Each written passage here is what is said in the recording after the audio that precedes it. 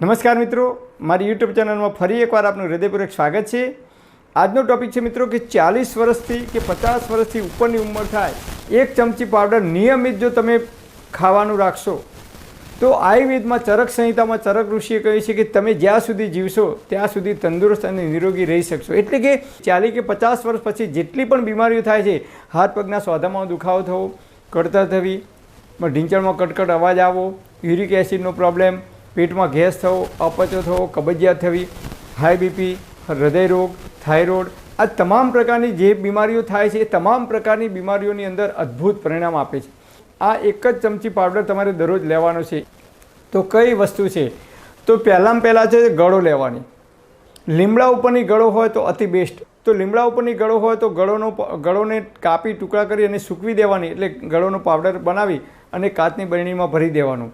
પછી બીજા નંબરમાં આવે છે આમળા। અત્યારે હાલ શિયાળાની સિઝન છે તો શિયાળાની અંદર આમળા આવશે, તો આમળાને ઘરે લાવી ટુકડા કરી અને સૂકવણી કરી દેવાની અને એનો પાવડર બનાવી એ કાચની બરણીમાં ભરી દેવાનો। ગળો, આમળા અને ગોખરું બજારની અંદર તૈયાર તમને મળશે અને એનો પાવડર પણ મળશે। પણ જો ગોખરું મળે તો પહેલાં ગોખરું લાવવાના।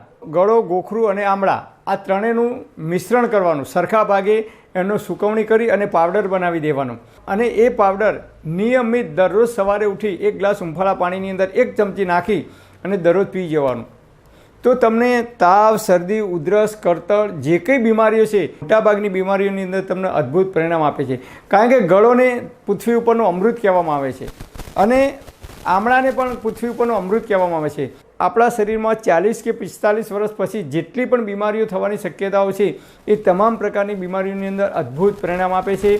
આપણું માઇન્ડ પાવરફુલ થાય છે, યાદશક્તિ વધે છે અને મોઢા ઉપર જે કંઈ આપણને કરતલી પડે છે એ જલ્દી કરતલી પડતી નથી, એટલે યુવાની લાંબા ટાઈમ સુધી જળવાઈ રહે છે। આંખોની અંદર રોશની તેજ થાય છે, કાનમાં જે લોકોને સંભળાવવાનું ઓછું થાય છે એ સંભળાવવાનું જલ્દીથી ઓછું થતું નથી। આમ 40 કે 50 વર્ષ પછી જેટલી પણ બીમારીઓ આપણા શરીરમાં આવે છે એ તમામ પ્રકારની બીમારીઓ જલ્દીથી આવી શકતી નથી અને આપણે એ બીમારીઓ સામે રક્ષણ મેળવી શકીએ છીએ અને આપણે જ્યાં સુધી જીવીએ ત્યાં સુધી તંદુરસ્ત અને નિરોગી રહી શકીએ છીએ। પરમપિતા પરમાત્મા આપ સર્વેને તંદુરસ્ત અને નિરોગી રાખે એવી હૃદયપૂર્વક મારી પ્રાર્થના। Thanks for watching my video. Thank you.